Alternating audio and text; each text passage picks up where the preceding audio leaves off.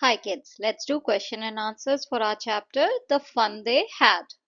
तो पहला क्वेश्चन है आपका calculate how many years and months ahead from now Margie's diary entries. तो अगर मैं इस समय का टाइम लूँ जून 2024 तो उसकी जो डायरी एंट्री है 2157 की that is 133 years and 8 months ahead from now. Answer these questions in a few words or a couple of sentences each. How old are Margie and Tommy? Margie is 11 and Tommy is 13 years old. What did Margie write in her diary? On the page headed 17 May 2157, Margie wrote in her diary, "Today Tommy found a real book." Had Margie ever seen a book before? No, she had never seen a book before. What things about the book did she find strange? The pages of the book were yellow and crinkly. The words stood still instead of moving. When they turned back to the previous page, it still had the same words on it that it had when they first read it. What do you think a telebook is? I think a telebook must be a book that gets displayed on the screen of the television. Where was Margie's school? Did she have any classmates? Her school was next to her bedroom. So no, she did not have any classmates. What subjects did Margie and Tommy learn? They learned geography, history, and arithmetic. Answer the following with reference to the story. I wouldn't throw it away. Who said this? Tommy said this, right? उसने बोला था कि मैं इसे नहीं फेंकूंगा. What does it refer to? It refers to the television. वो TV की बात कर रहा था. वो कह रहा था कि उसकी टीवी में हजारों किताबें हैं. वो पढ़ने के बाद वो अपना टीवी फेंक थोड़ी देगा. What is it being compared with by the speaker? The paperback book is being compared with the telebooks by the speaker. वो जो पेपर वाली जो बुक होती है जो हार्ड कॉपी वाली उसका कंपैरिजन वो टीवी वाली बुक से कर रहा था. Sure, they had a teacher, but it wasn't a regular teacher. It was a man. Who does they refer to? They का मतलब है स्टूडेंट्स. वो जो सदियों पहले के जो स्टूडेंट्स थे जो स्कूल में जाते थे उनकी बात कर रहा है वो. What does regular mean here? Regular means the usual for the people in 2157. Here regular teacher means the mechanical teacher. तो regular का उसका मतलब क्या है? Regular से उसका मतलब है कि 2157 में जो mechanical teacher थे वो regular थे, right? वहाँ पे कोई human नहीं होता था. Mechanical teacher पढ़ाई कराते थे. What is it contrasted with? The mechanical teacher is contrasted with humans as teachers of earlier times. तो comparison किसका हो रहा है? Mechanical teacher का human से. Answer each of these questions in a short paragraph. What kind of teachers did Margie and Tommy have? Margie and Tommy had mechanical teachers. The mechanical teachers had big screens on which all the lessons were shown and questions were asked. The children were taught through computer and television screens. They did not have humans as teachers. Why did Margie's mother send for the county inspector? She sent for the county inspector because the mechanical teacher of Margie was not functioning properly. It kept giving Margie geography tests and Margie was performing worse every time. Margie's mother was concerned and thus sent for the county inspector. What did he do? He smiled at Margie, gave her an apple, he took the mechanical teacher away from her. Then he fixed the mechanical teacher. He told Margie's mother that the geography sector of the mechanical teacher was geared a little too quick, and he has slowed it up to an average 10-year level. Why was Margie doing badly in geography? What did the county inspector do to help her? Margie was doing badly in geography because the questions that were displayed on the screen of the mechanical teacher were too quick for her age. The county inspector slowed its speed to an average 10-year level so that Margie would be able to perform satisfactorily. What had once happened to Tommy's teacher? Tommy's teacher had been taken away altogether for a month as the history sector had blanked out completely. Did Margie have regular days and hours for school? If so, why? Yes, she had regular days and hours for school because her mother believed that little girls learn better if they learned at regular hours. How does Tommy describe the old kind of school? He says old kind of school had special buildings. All the kids went to that building for studying. How does he describe the old kind of teachers? He tells Margie that the old kind of teachers were humans instead of machines. The human teacher would educate the boys and girls and give them homework and ask questions. Answer each of these questions in 2 or 3 paragraphs. तो पहला question है, what are the main features of the mechanical teachers and the schoolrooms that Margie and Tommy have in the story? The mechanical teachers and schoolrooms in the fun they had are highly individualized and technologically advanced. Margie and Tommy's mechanical teacher is a large black and ugly machine with a big screen that displays lessons and asks questions. It's equipped with a slot for homework and test papers, which must be written in a punch code. The schoolroom is essentially a private space within their homes, lacking the social interaction of traditional classrooms. This setup reflects a future where education is personalized to each student's pace and style, but it also isolates them from the communal learning experience. Why did Margie hate school? Why did she think the old kind of school must have been fun? Margie hated school because she felt it boring. The mechanical teacher started the class at the same time regularly. Margie's mechanical teacher was giving her test after test on geography and she was performing badly. Margie also did not like inserting homework and test papers in the slot on the mechanical teacher. She thought that the old kind of school must have been fun because it would have had kids from various places of the neighborhood. It would have been so interesting to sit together in the classroom and leave the school together at the end of the day. All the kids learned the same things so they could help each other in studies and homework. Do you agree with Margie that schools today are more fun than the school in the story? Give reasons for your answer. So I totally agree with Margie. Schools today are way cooler than the ones in the fun they had. In the story, kids learn all by themselves at home, which is kind of lonely. Plus, staring at a screen all day and doing tests is a snooze fest. Dropping homework and test into a slot for a robo teacher every day and punching out answers in codes. That's just plain tiring. But here's the deal, learning in a classroom means you get to meet all sorts of people and make friends. It's way more fun to learn with others and chat about stuff. Human teachers are awesome because they can change things up and help you right away if you're stuck. Mechanical teachers, not so much. They just stick to the plan without any wiggle room. And when you're working on homework, you can totally ask your classmates for help, which makes school a lot more fun than the story school, right?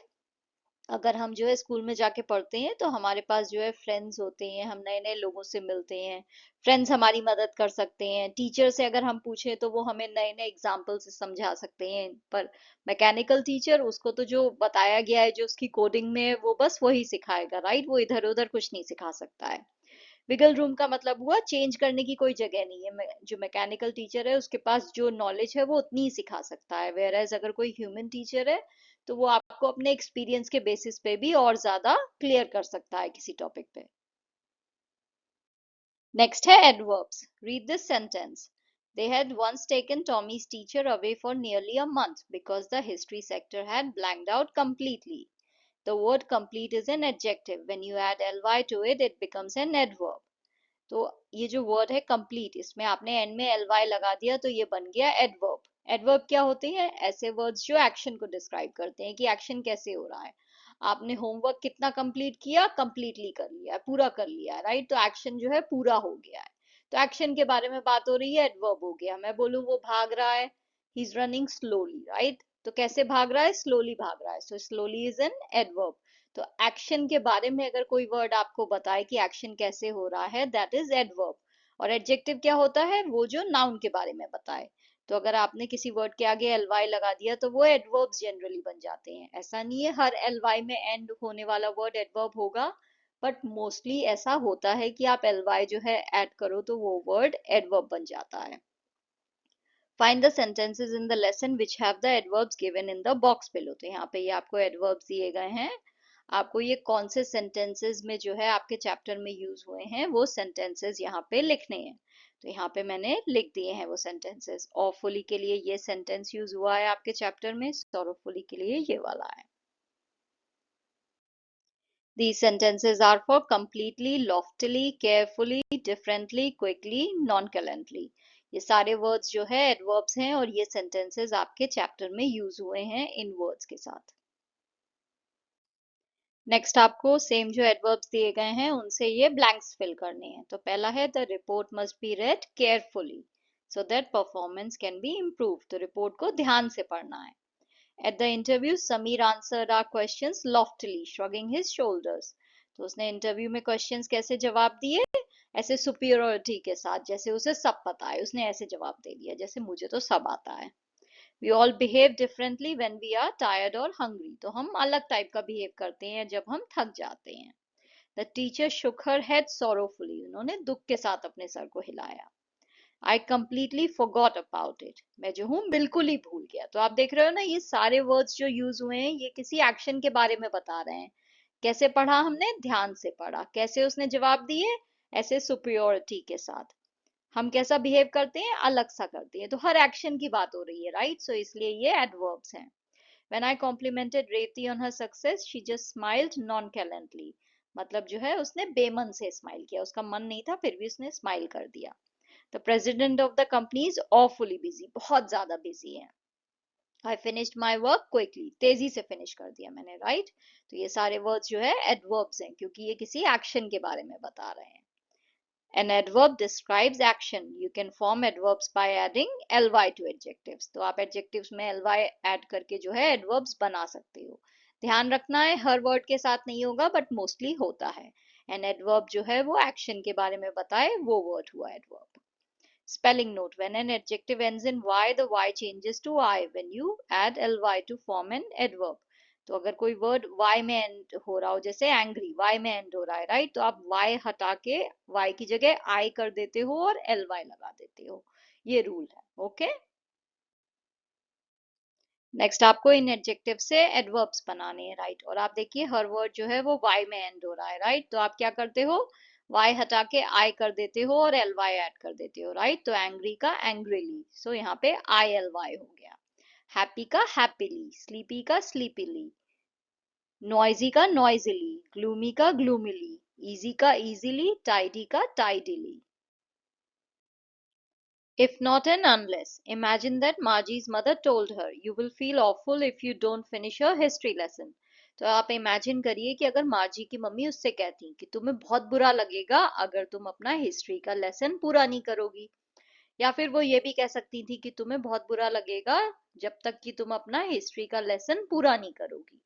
तो unless या if not का क्या हुआ? ये conditional sentences है, right? Negative conditional sentences है कि अगर ये काम नहीं किया तो वो नहीं होगा, ये नहीं करोगे तो वो नहीं होगा. तो आप कंडीशन लगा रहे हो, तो ये नेगेटिव कंडीशनल सेंटेंसेस होते हैं. Notice that these sentences have two parts. The part that begins with if not or unless tells us the condition. This part has a verb in the present tense. Look at the verbs don't finish, finish in the sentences above. The other part of the sentence tells us about a possible result. It tells us what will happen if something else doesn't happen. The verb in this part of the sentence is in the future tense. तो आप देखिए ये sentences में दो part है, right? तो ये जो पहला वाला पार्ट है जिसमें इफ यू या अनलेस हो रहा है, तो ये प्रेजेंट में है, राइट?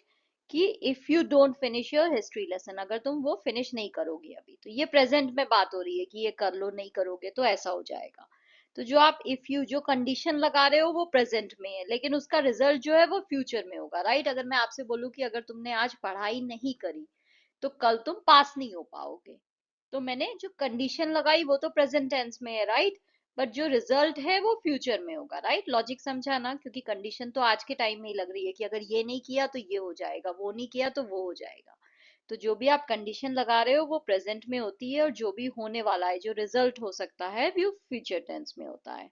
जैसे कि ये there won't be any books left unless we preserve them.